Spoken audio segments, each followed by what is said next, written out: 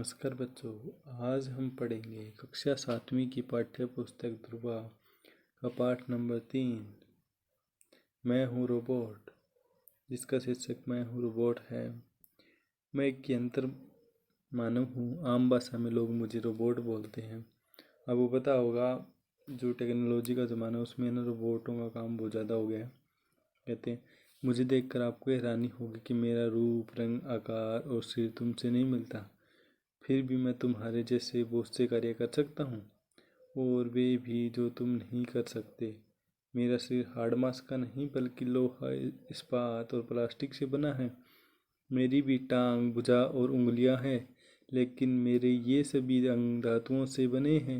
निर्जीव होते हुए भी मेरे सब अंग तुम्हारी तरह काम करते हैं। मैं चल सकता हूँ, उछल सकता हूँ और कूद भी सकता हूँ। तुम्हारी तरह अपने हाथों और उंगलियों से मैं मशीन के पुर्जे फिट कर सकता हूँ, बोझा उठा सकता हूँ और न जाने कितने काम कर सकता हूँ। तुम्हारे शरीर में सिराओं और धमनियों का जाल बिछा हुआ है, उनमें रक्त का प्रवाह होता रहता है। इसी रक्त से तुम्हें शक्ति मिलती है। लेकिन मेरे शरीर में तारों का जाल बिछा हुआ है, क्योंकि मनुष्य के शरीर में ना जाल भी बिछा हुआ होता है सिराओं और धमनियों का, बल्कि रोबोट के शरीर में है ना जाल बिछा होता है तारों का। मनुष्य का शरीर है ना हार्ड मांस से बना होता है। इसमें रक्त प्रवाह होता है, यानी रक्त चल धमनियों में, सिराओं में बहता रहता है। लेकिन है ना रोबोट के अंदर है ना इस्पात, अलग अलग धातुओं से बना होता है ये। इसमें पुर्जे फिट होते हैं। अपने हाथों से है ना वो बोझा उठा सकता है, पुर्जे फिट कर सकता है। जिसमें शरीर में तारों का जाल बिछा हुआ है और इन तारों में खून की जगह बिल्कुल विद्युत धारा बहती है। यही विद्युत धारा मुझे काम करने की शक्ति देती है। तुम सोचते होगे कि मैं निर्जीव पुतला ये सब काम कैसे करता हूँ। काम करने के लिए मेरे पास मस्तिष्क है, मतलब दिमाग है। लेकिन तुम्हारे मस्तिष्क से बिल्कुल अलग मेरा मस्तिष्क कंप्यूटर है। जो भी मुझे करना होता है उसके लिए मुझे कंप्यूटर आदेश देता है, उसी आदेश के अनुसार मैं काम करता हूँ। हमारा जो दिमाग है ना वो अलग हो रहे हैं, और जो ये रोबोट का दिमाग है वो अलग है। क्योंकि ना रोबोट को है ना कंप्यूटर के द्वारा, इसका जो दिमाग है वो एक कंप्यूटर है, उस कंप्यूटर के द्वारा इसे जो संकेत देगा उसको भी है कंप्यूटर, तो ये रोबोट वैसे ही काम करेगा। कंप्यूटर की स्मृति में वह सब संचित रहता है जो मुझे करना होता है। तुम शायद विश्वास नहीं करोगे कि मैं देख सकता हूँ, सुन सकता हूँ, बोल सकता हूँ और छू कर अनुभव कर सकता हूँ। देखने के लिए मेरे पास आंखें नहीं बल्कि मेरे शरीर में कैमरे लगे हैं। मेरे कान तुम्हारे काम से बिल्कुल भिन्न है। मेरे शरीर में लगा माइक्रोफोन ही सुनने का काम करता है। बोलने के लिए मैं गले और जीभ का सहारा नहीं लेता। मेरे शरीर में लगा लाउडस्पीकर बोलने का काम करता है। छूने का बोध मुझे विशेष प्रकार के स्पर्श संवेदियों द्वारा होता है। कुछ भी हो हूँ तो मैं तुम्हारा ही बनाया हुआ मशीनी मानव। दरअसल मैं तुम्हारा सेवक हूँ, लेकिन मेरे जैसा सेवक तुम्हें कहीं नहीं मिल सकता। मैं भूखा प्यासा, बिना कुछ खाए पिए, सर्दी और गर्मी, बिना थके और बिना उबे अकेला काम कर सकता हूँ। तुम जब तक चाहो मुझसे काम ले सकते हो, क्योंकि ना रोबोट है ना वो हर जगह काम कर सकता है। क्योंकि बिना थके ना उसके अंदर एक कंप्यूटर होता है और वो थकता नहीं है। हाँ भले ख़राब हो सकता है पर थकता नहीं है। कोई भी जगह हो, गर्मी हो, सर्दी हो, कैसा भी स्थान हो, वहाँ पर है ना रोबोट काम कर सकता है।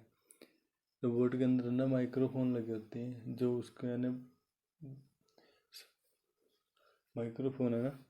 माइक्रोफोन है ना वो ना उसको जीभ का सहारा नहीं लेता। बोलने के लिए लाउड स्पीकर का काम करता है, सुनने के लिए माइक्रोफोन का काम करता है, देखने के लिए कैमरों का काम करता है, और स्पर्श करने या छूने के लिए ना उसके अंदर यानी कि अलग प्रकार की लगी होती है, संवेदनाओं द्वारा होता है। छूने का बोध संवेदनाओं द्वारा होता है। काम कराने के लिए मुझे बर्फीले ठंडक में भेज दो या पसीना लाने वाली तेज गर्मी में, दोनों जगह जैसी गति से काम कर सकता हूँ। क्योंकि रोबोट को ना फुल गर्मी हो या भी बहुत ज़्यादा सर्दी हो, कहीं पे भेज दो वह काम है ना सही तरीके से कर लेगा। परंतु इंसान है ना ज़्यादा गर्मी हो तो भी काम नहीं कर सकेगा और ज़्यादा ठंड हो तो भी काम नहीं कर सकेगा।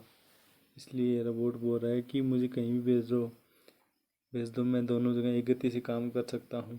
उतना ही नहीं, मुझे तुम किसी गंदे, विषैले और विषम वातावरण में काम दे सकते हो।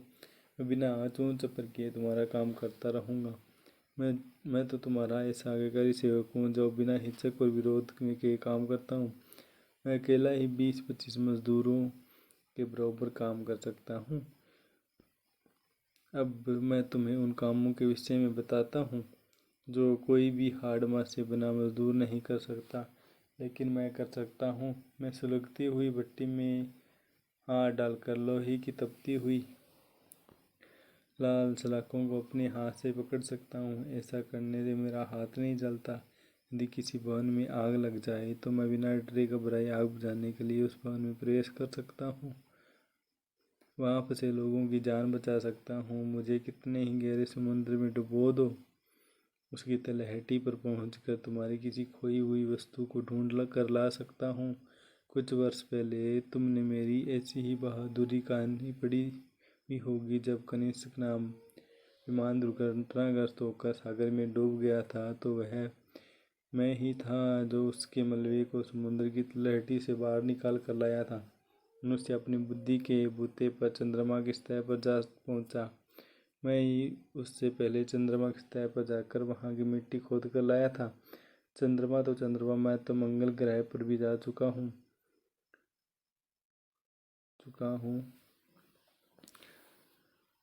वाइकिंग प्रोब में जो मंगल ग्रह के अध्ययन के लिए अमेरिका ने भेजा था, उसमें मैं ही था। मैंने ही मंगल ग्रह की सतह पर जाकर वहां की लाल मिट्टी को दी और उसका परीक्षण करके पता लगाया कि मंगल ग्रह पर कोई जीवन नहीं है। यह तो ठीक है कि मैं चल सकता हूँ, हाथों से काम कर सकता हूँ, देख सकता हूँ और वस्तुओं को छू सकता हूँ, लेकिन अभी गंध का अनुभव नहीं कर पाता।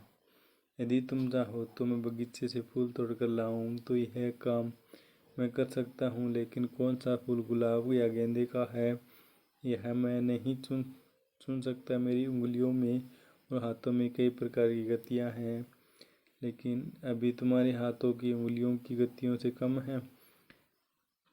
चाहे कुछ भी हो, तुम्हारे द्वारा बनाया गया सेवक तुम्हारा ही सेवक हूँ। आने वाले कुछ वर्षों में तुम्हारे काम का बहुत बड़ा बोझ कम कर दूंगा। मेरी सहायता से तुम सप्ताह में 40 घंटे काम नहीं मेरी सह मेरी सहायता से तुम्हें सप्ताह में 40 घंटे काम नहीं करना पड़ेगा। तुम्हारा काम करने का समय मैं कम कर दूंगा। मेरी सहायता से तुम भविष्य में छुट्टियां भी अधिक ले सकोगे। यह भी हो सकता है कि तुम घर बैठे अपने कंप्यूटर द्वारा मुझे काम करने का आदेश दो और मैं तुम्हारी गैर हाजिरी में तुम्हारा सारा काम करता रहूं। अंत में मैं एक बात जरूर कहना चाहूँगा, मैं चाहे कितना ही चतुर हूँ, दक्ष क्यों न हो रहूँगा तो तुम्हारा गुलाम ही, क्योंकि मैं तुम्हारे मस्तिष्क की उपज हूँ। अजीब ग्रह।